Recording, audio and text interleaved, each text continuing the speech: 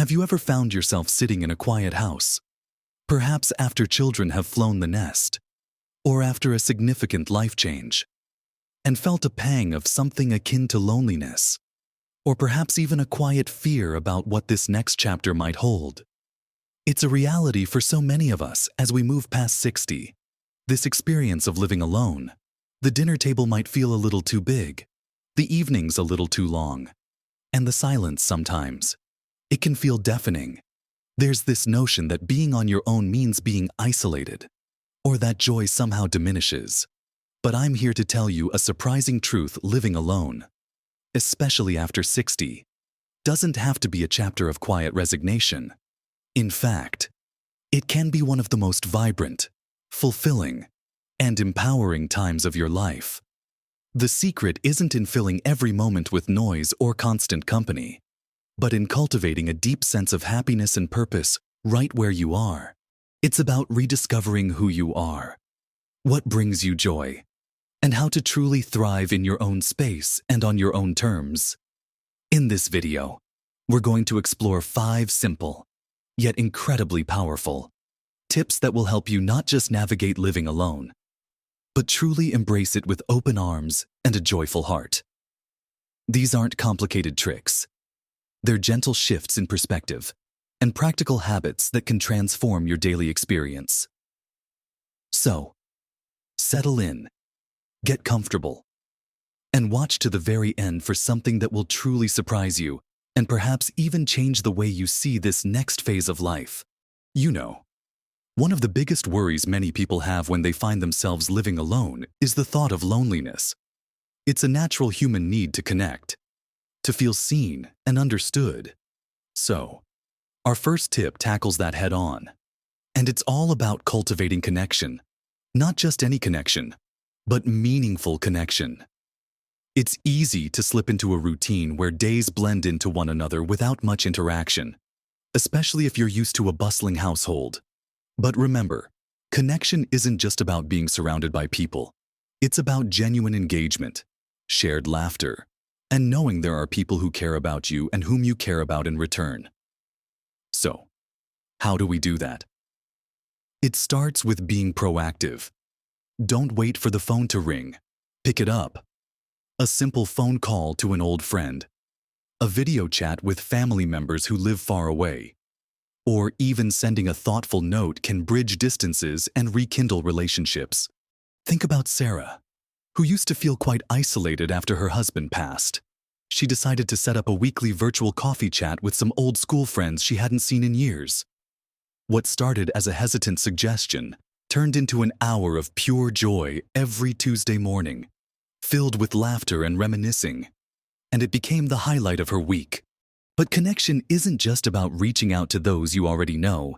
It's also about opening yourself up to new possibilities right in your local community. Have you ever considered joining a club? It could be a book club, a walking group, a bridge club, or even a local craft circle. These groups are often incredibly welcoming, and they provide a built-in reason to get out, meet new people, and share a common interest. John, for example, had always loved gardening but never found the time. Once he was living alone. He felt he needed a new purpose. He joined a local community garden project. And not only did he get to spend time outdoors doing something he loved, but he also forged wonderful friendships with his fellow gardeners, sharing tips, stories, and even their harvest. Volunteering is another fantastic way to connect, whether it's at a local charity, a food bank, an animal shelter, or even helping out at your local library. Giving your time to a cause you care about introduces you to like-minded individuals and gives you an incredible sense of purpose. It shifts your focus outwards, away from any sense of isolation, and towards contribution and shared humanity. Mary, after retirement, started volunteering at a local animal shelter, and the unconditional love she received from the animals, and the camaraderie with the other volunteers, filled a void she didn't even realize was there. The key is to take that first step. It might feel a little daunting at first, but the rewards of genuine connection are immeasurable. It's about building a web of support and belonging that enriches your life in countless ways. Now that we've really thought about connecting with others and the profound impact that can have, let's turn our attention to the very space you inhabit and how it can become a powerful source of comfort and joy for you. Our second tip is all about embracing your space. Your home isn't just a house. It's your personal sanctuary, a reflection of who you are, and a place where you can truly feel at peace. When you live alone, your home takes on an even greater significance.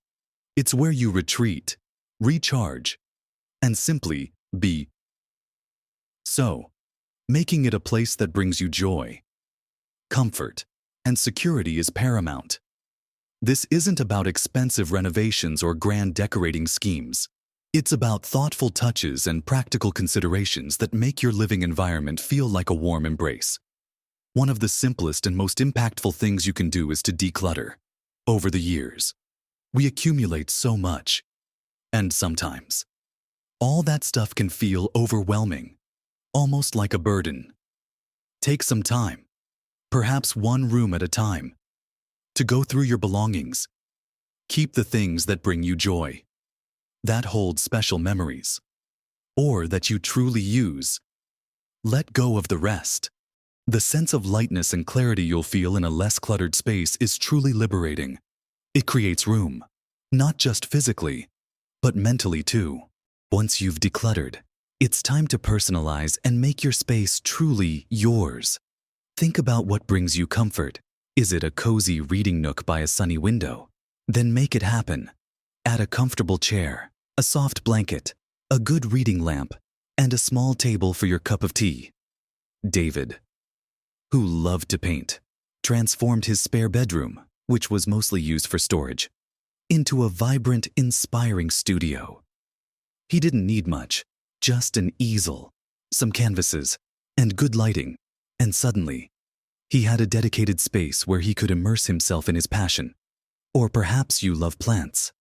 Eleanor, for instance, filled her living room with beautiful houseplants, turning it into a lush, green oasis that brought life and freshness into her home. Even something as simple as adding a favorite piece of art, displaying cherished photographs, or choosing colors that make you feel calm and happy can make a profound difference. Consider the lighting in your home. Soft, warm lighting can make a huge difference to the ambiance, especially in the evenings. And think about safety and accessibility. Are pathways clear? Is there good lighting in hallways? Do you have handrails where needed? Knowing your home is safe and comfortable allows you to relax and enjoy it fully. Remember, this isn't just where you live, it's where you thrive. It's where you can be completely yourself, without judgment or expectation. It's your haven.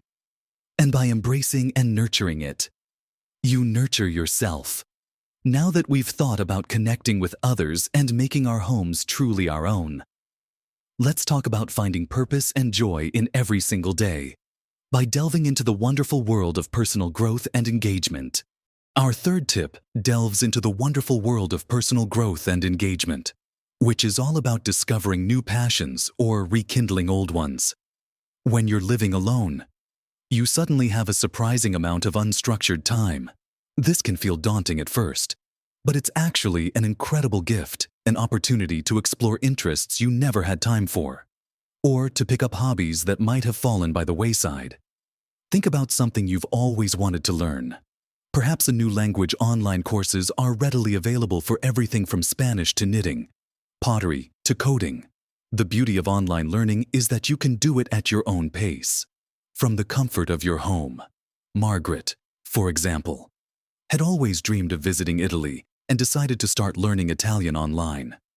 Not only did she enjoy the mental challenge, but it also gave her a tangible goal to work towards, planning a trip where she could practice her new skills. The sense of accomplishment when you master a new phrase or understand a new concept is incredibly invigorating. Or maybe there's a forgotten hobby tucked away in the back of your mind. Did you used to love painting, playing a musical instrument, writing, or photography? Now is the perfect time to dust off those old art supplies, tune up that guitar, Or pull out your old camera. Robert had given up woodworking decades ago due to work and family commitments. After retirement, he found himself with an empty garage and decided to set up a small workshop. The quiet focus, the smell of sawdust, the satisfaction of creating something beautiful with his hands.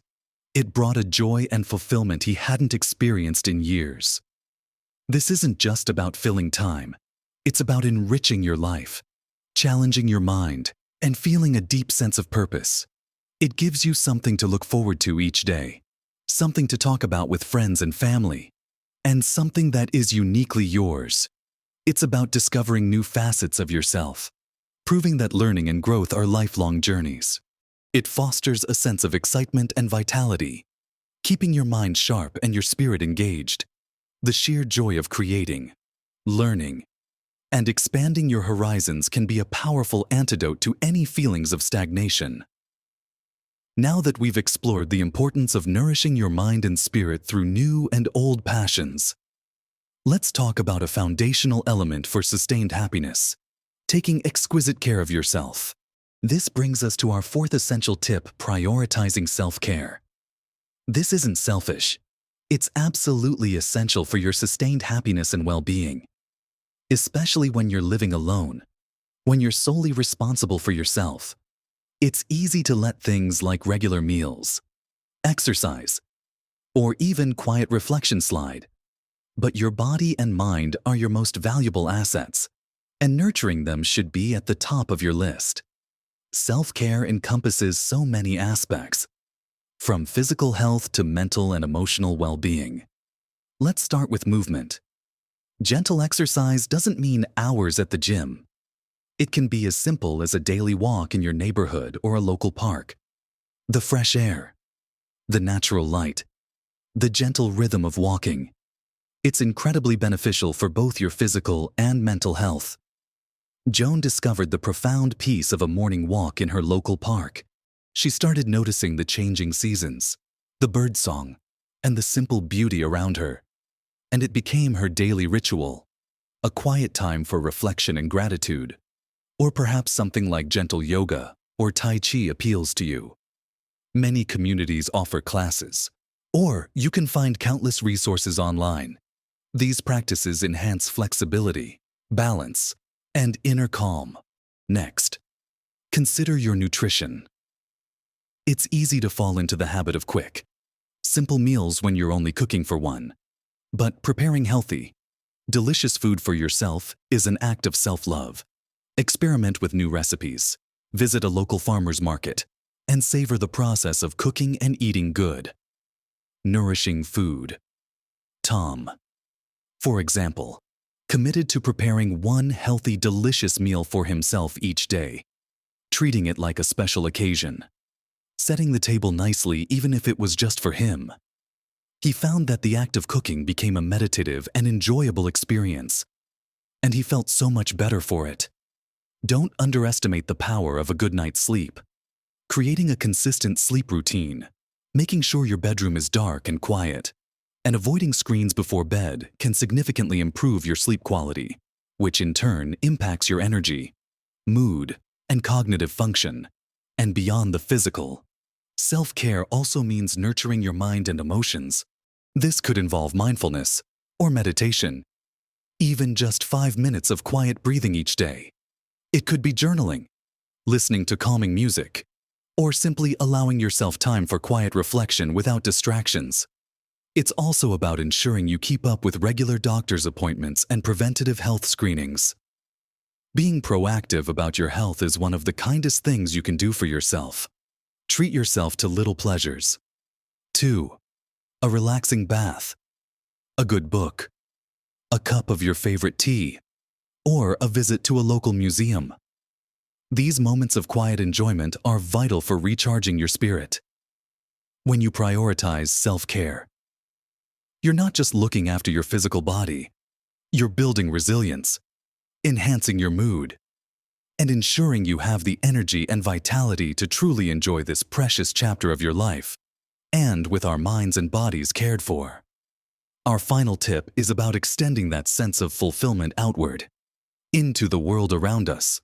Which brings us to our fifth and final tip. One that truly brings everything together and often proves to be the most surprising source of happiness: giving back to your community. This isn't just about altruism. It's about finding profound meaning and connection through contribution. When you give your time, your skills, or your compassion to others, something incredible happens within you. The focus shifts from any personal concerns you might have to the needs of someone else. And in that shift, a deep sense of purpose and belonging often emerges. It's a powerful antidote to any feelings of isolation, because it immediately places you within a larger network of people and shared goals. Think about the countless ways you can contribute. Perhaps you have a skill that could benefit a local charity. Maybe you're good with numbers and could help with bookkeeping. Or you have a knack for organizing.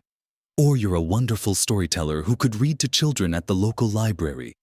Eleanor, who had been a teacher for many years, found immense joy in continuing to read to young children at her community library. Seeing their faces light up with curiosity and wonder, her wisdom and kindness were truly valued, and it connected her with a new generation. Or maybe it's something as simple as helping a neighbor, offering to pick up groceries for someone who can't get out easily, giving a ride to a friend who needs to get to an appointment, or even just checking in on someone who might be struggling. Peter, who lived in a close-knit neighborhood, started offering to drive elderly neighbors to their doctor's appointments or to the grocery store. It became his regular routine, and he not only helped people greatly, but also built wonderful new friendships, sharing stories and laughter on every journey. If you love animals, fostering a pet from a local shelter, even for a short time, can bring immense comfort and companionship into your home. And the satisfaction of knowing you're helping an animal find its forever home is truly heartwarming. Or consider joining a local committee or residents association. Your life experience and wisdom are incredibly valuable, and contributing to local decisions can give you a strong sense of civic engagement and impact. The beauty of giving back is that it's a two-way street. While you are providing support and comfort to others, you are simultaneously building bridges for yourself. You meet new people, often from different walks of life, gaining fresh perspectives and forging unexpected friendships. It gives structure to your week, something meaningful to look forward to, and a profound sense of self-worth that comes from making a tangible difference in the world around you. It's about shifting the narrative from what I don't have to what I can give. And in that powerful shift lies the key to an incredibly rich and fulfilling life, no matter your living situation. So, there you have it. We've talked about the profound power of cultivating meaningful connections, both old and new, making your home a true sanctuary that nurtures your spirit, rediscovering old passions or finding entirely new ones that ignite your curiosity and joy. The absolute necessity of prioritizing your self-care in every aspect. And finally, the incredible, often surprising, joy that comes from giving back to your community. Each of these tips, individually, holds so much potential to enhance your daily life. But together, they form a powerful blueprint for a truly happy and fulfilled existence, no matter if you live alone or with others. Remember, living alone after 60 isn't a limitation. It's an extraordinary opportunity. It's a unique chapter to define your own days, to explore what truly makes you happy without compromise, and to build a life that is rich in meaning, connection, and deep personal satisfaction. Small changes, taken one day at a time, can lead to the most profound shifts in your happiness and overall well-being. Don't feel pressured to do everything at once. Simply choose one idea that resonates with you most right now, something that feels achievable, and build from there. Every single step you take, no matter how small it may seem, is a powerful step towards a more joyful, more vibrant, and more fulfilled you. I'd absolutely love to hear your thoughts and your own experiences. What's one thing you've done that has made living alone more enriching or joyful for you? Please share your wisdom and your stories in the comments section below. Your insights and experiences could be exactly what someone else needs to hear today to spark their own journey. And if you found this video helpful, or if it resonated with you in any way, please give it a thumbs up. It really helps me know what content you find valuable. Also, consider subscribing to my channel if you haven't already.